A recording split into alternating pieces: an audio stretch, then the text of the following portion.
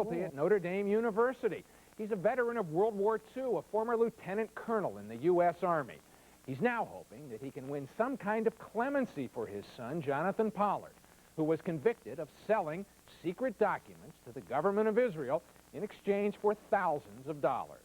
Our government says Pollard did enormous damage to American intelligence activities and possibly to Americans and friends of America in various parts of the world. The younger Pollard's critics retort angrily that he doesn't deserve any mercy, in part because he doesn't seem to have any regrets, they say. This is what Pollard told CBS correspondent Mike Wallace during a 1989 interview for 60 Minutes. There is an explanation, however. Not an excuse, but an explanation. And that explanation is? I can give you a number of soft reasons why I was motivated to do what I did. Soft reasons? Soft reasons. Having to do with a family that was destroyed in the Holocaust, having to do with the realization that this government in the 40s had abandoned the Jewish people to its fate in Europe.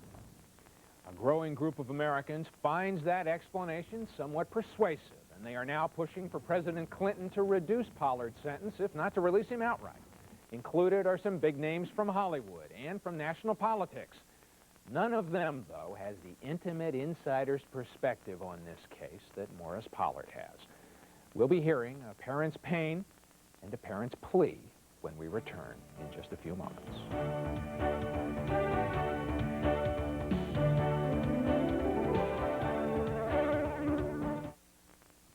FIM's Christmas clearance. Pay 30 cents on the dollar of the original ticketed price. Selected trees, lights, and decorations. If the original price is $1, your final cost is only 30 cents. We're also slashing prices on swimming pools and pool tables during FIM's triple bonus. 1, 50% off. 2, free accessory kit. 3, free delivery. Now is the time to save big on swimming pools and pool tables. FIM's Christmas clearance. Now pay only 30% on each dollar. FIM, the Christmas Giant. Also Broadview, Calumet City, Chicago. Downers Grove, Glenview, Prospect Heights. Dial 312 FIM info for the store nearest you. This is CLR, Clear, an amazing product that instantly dissolves calcium and lime stains that you can't scrub away. If your shower head is shooting everywhere but down, dip it in CLR and look at the difference. No amount of scrubbing was able to remove the stains from this coffee decanter, but a little CLR and water gets it crystal clean instantly. Watch how Clear wipes away hard water film from tile. Makes shower doors shine crystal clear. CLR instantly removes unsightly rust stains from your bathtub, sink, and toilet bowl. And nothing cleans your coffee maker, tea kettle, or pots and pans faster or better. Get CLR. It will work for you or your money back.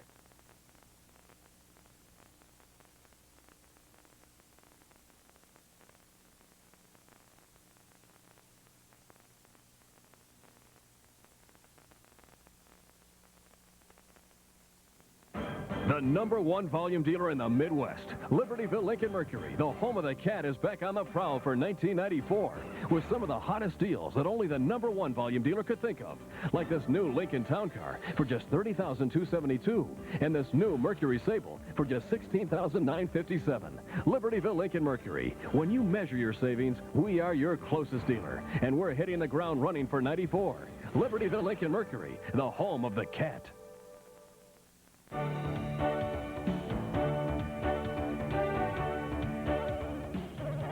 Professor Pollard, I'm sure that everyone out there and everyone everywhere can understand a parent and the pain that you've been through when your son has been convicted as a spy. But tell us why he should be released. Why should America let him go if he's done all these horrible things that our government says he did? First of all, he was indicted on a single count of passing classified information to a foreign country. In this case, it was Israel. He broke the law. There's no question about it. The sentence is quite disproportionate to what is given to others who worked for an ally. When this thing first broke... So can you give us some examples? Examples? Well, the average is between 4 and 6 years. He served already 8. Who else has been convicted of spying for an ally? Well, there's a fellow by the name I got a blank on it right now. Do you know what country he was spying He for? was spying for South Africa. Another one was spying for Great Britain. And they were served giving 4 to 6 years. 2 years, 4 years. There's a man named Helmy who was providing Egypt with telemetry information and stealth material for rockets, which were transmitted to Iraq. He got 46 months. He was indicted, and he was fined over $1 million. But he served 46 months. There are at least a dozen examples of individuals who have been who worked with an ally. Tell me, what you were a lieutenant colonel in World War II for the U.S. Army. You did what you do now in terms of researching, medical research into diseases. You won presidential citations and commendations for your work. What was it like when all of this first unfolded? Did you realize that your son was involved with the Israelis' intelligence agencies? No, I did not. He came to me, you know, when he went into the Navy to work, he was exotic. He was exhilarated about the whole thing. And for the first 2.5 to 3 years, he received 4 superior citations. He organized a database for the organization. He received a very high award, a medal, for something that we never found out what he did. And then he started cooling off. He came to me one day and he said, "I'd like to talk to you about my work." And I said to him, "I cannot listen to classified information." And he says, "Well, but you have clearance." And I said, I cannot listen. I should have. Because if he had told me what he was running into, I would have told him to resign, get out. But he found out that there was a blockade set up on information going to Israel. You know, there was a memorandum of understanding signed by the United States and Israel, by which they would exchange information of vital importance to the security of each country. This is tantamount to a treaty, and that becomes a law of the land. And he found out that there was a block on information, especially regarding the development of poison gas in Iraq, biological weapons in Iraq and Syria. And when he asked, "How come you're not giving this to Israel?" they said, "Well, they're smart enough, they'll find out about it." He became very upset about it, to the extent that they tried to get him out of the Navy by declaring him mentally unbalanced. And he was examined by the psychiatrist at Johns Hopkins and found that they were wrong. Now, that report disappeared the day after he was arrested. But now they allowed him to stay with access to this secret information? That's correct. They allowed him to stay. And eventually, he was arrested. And when he was arrested, I was incensed. I was very angry, humiliated. I went down to testify at the grand jury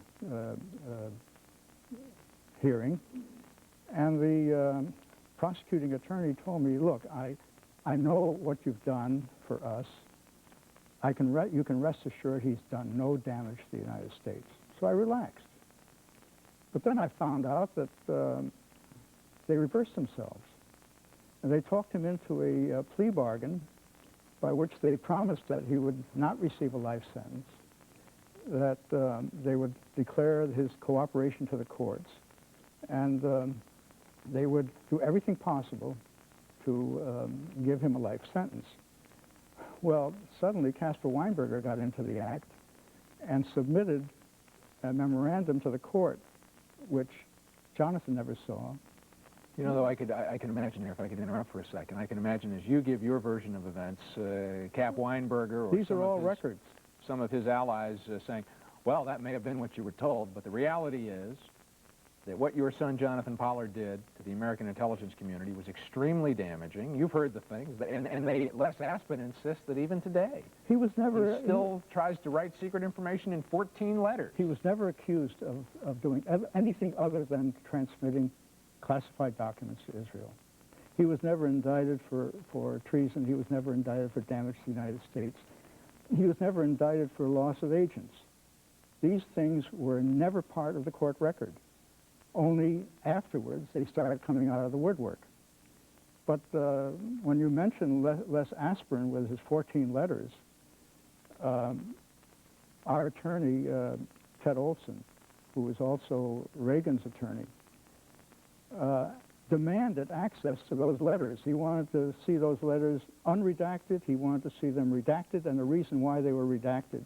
Well, redacted for our audience is to be censored. Certain stuff censored and Yeah. blacked out, because your lawyer has this security clearance himself. He has clearance for top secret information. Do you know that they refused to show him those letters? And the only thing that we can deduce from that is that they don't exist, or else they were lost. Can I ask you this? One of the things that seems to trouble the critics the most about your son's case, Yes. and about the justification that he offers, and that you have offered us here too, for what he did, you know, in terms of America not giving by his lights, or by your lights, or by the Israeli government's lights, the information that Israel was entitled to. You know, there are people who say, well, wait a minute, who's Jonathan Pollard to say what Israel or any foreign government's entitled to? Isn't that They are right. the president? Isn't that the White House? Isn't that the Pentagon? They are right. He admits to this day that he did the wrong thing. He should have found another way to give that, get that information to Israel.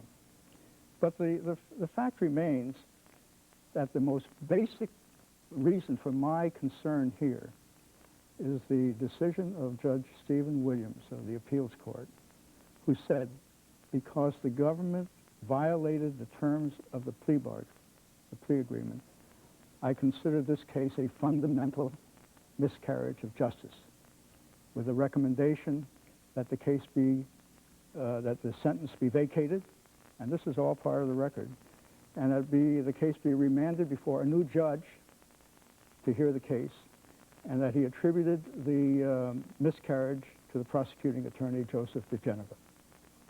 Who was then the U.S. Attorney in Washington, D.C. That's right. And who is now the point man insisting that Jonathan receive a life sentence. He's the one who arranged the plea bargain. But obviously that appellate court opinion did not prevail. Well, he was a minority. But the majority, all of them, claimed that the conduct of this case was disturbing. But the reason why they turned down his appeal was because he applied too late, purely on a technicality. Why should President Clinton let him go?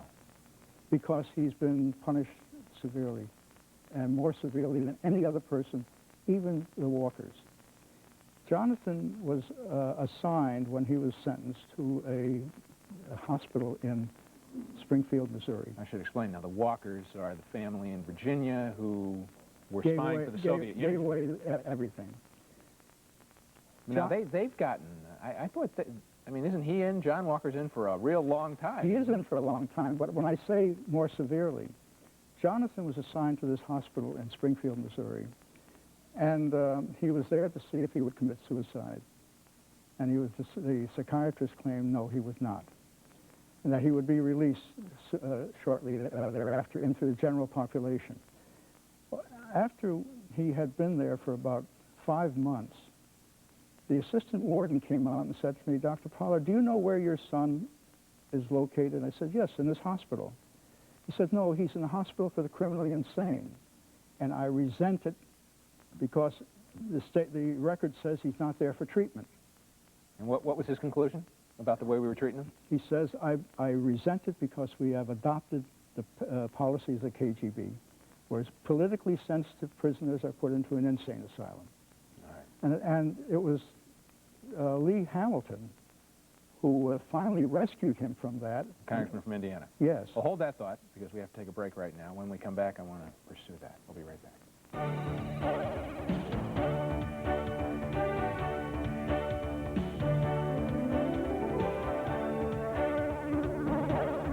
Years? About 7.5. Because he's now at Butler, North Carolina, Right. not in solitary. Right, he's not in solitary. Now, have you been able to visit him? Oh, we visit him once a month. You and your wife Molly get down That's there right. once a month. That's All right, you right. go to North Carolina, you talk to him. That's right. What is his reaction, if you can tell us his words, when The Aspen letter came out earlier this winter before Christmas, alleging that if he's released from prison, he's likely to go to Israel, and he's likely to reveal these secrets that he still has in his head that may do further damage to America. I know that the shelf life of a lot of information is about 4 or 5 years. He's been out 8. He says, as far as they're concerned, they must be scared of something that I might reveal. I don't know what it is.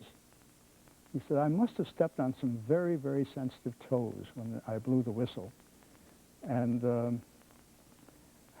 for the severity of the treatment that I have received, they really put me into a security blanket, not so much to protect me as to keep me from discussing things that I might know about others in the government. He said, I believe that they have rather distorted ideas of what I know. Now, the other thing that is said is that if your son is released, that might send a bad message to others who might have a sensitivity for other countries. How bad could it be if he has received more severe treatment for working with an ally than any other person who has worked with an ally? What kind of a message would it be? There wouldn't be a message. But you know, the thing that really bothers me about this business in an insane asylum, if Jonathan didn't have parents on the outside to look after him, he might still be there and he would be a vegetable. How many other prisoners or inmates are treated in that manner? When the psychiatrist tells me, you know, ordinarily they go bananas in 3 months. Does that mean that there are other sensitive political prisoners who are being kept in an insane asylum? You regard your son as a political prisoner? Others do. Others do. I don't know how to regard him, except that he's been abused very extensively. He's received the most severe punishment of anyone who's ever worked for an ally. Now, there is a movement in Hollywood. A number of people have come out. You've gone to Los Angeles and met with Jon Voight. In addition, Barbara Streisand, Sidney Poitier, and some other stars have come out. Now, in some quarters, that might not be a big help. Obviously, it helps to raise the publicity, but some people might say, oh, come on. There's even more secure publicity about this. Every Jewish community has what they call a federation or a community relations council.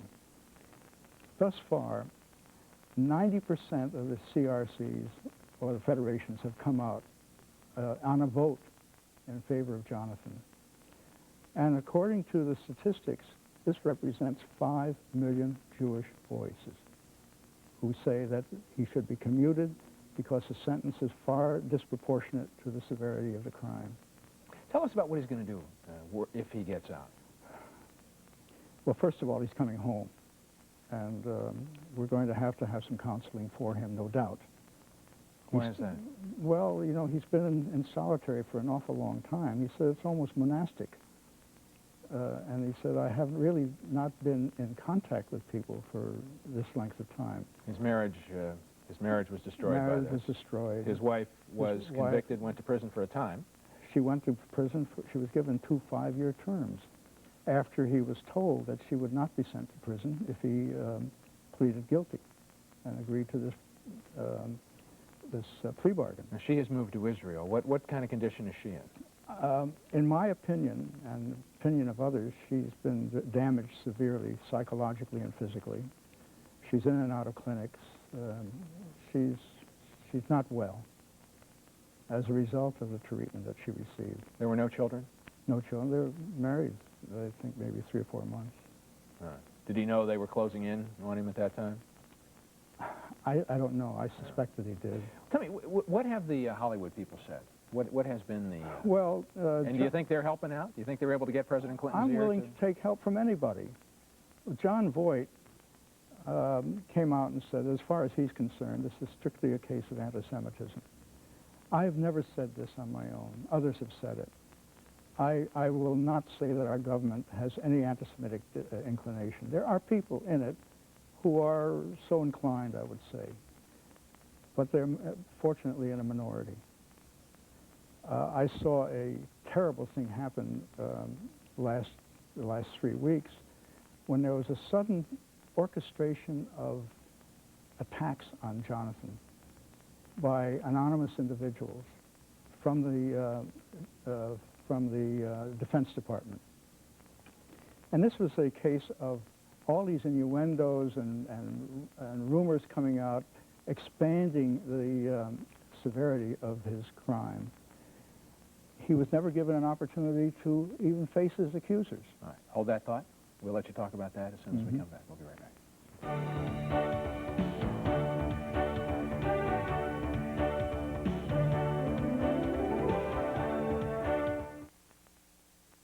What would I do if I wasn't in news? Well, my dad's Air Force. My brother's a pilot, so flying is definitely in my blood. I think the world needs something like that. And this is something he wants to work on. All right, now we have just a little less than a minute left. The allegations are that, you know, he has done huge damage. Your feeling is that he ought to be allowed, before President Clinton makes this final decision on whether to release him, to answer some of those charges. I think it's a constitutional privilege to face your accusers, to see what the accusations are, and to see what the proof of it is. No one has shown him any proof, nor our attorneys have seen any truth. And you know, the Weinberger memorandum, which was submitted sealed, has not yet been examined by our attorneys. All right. Morris Pollard, thank you very much for joining us. Thank you. Thank you for joining I us hope as you well. came out. Yeah, thank you for joining us out there as well. I'm Mike Flannery. We'll see you next week.